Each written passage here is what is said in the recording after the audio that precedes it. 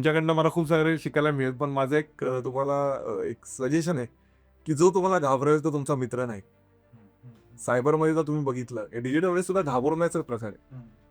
तुम्ही नॉर्मल गोष्ट बघा, तुमच्या खऱ्या आयुष्यात असू दे किंवा ऑनलाईन असू दे, जो व्यक्ती येऊन तुम्हाला घाबरवेल, त्याच्यापासून आपण 4 हात दूर राहायचं.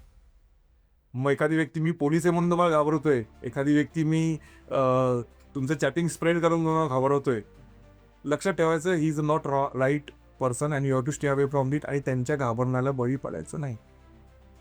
कारण का एकदा का तो व्यक्ती घाबरायला लागला, की भिदेपाठी ब्रह्मराक्षसी परिस्थिती चालू होती आणि तो व्यक्ती तुम्हाला एक्सप्लॉइट करायला लागला.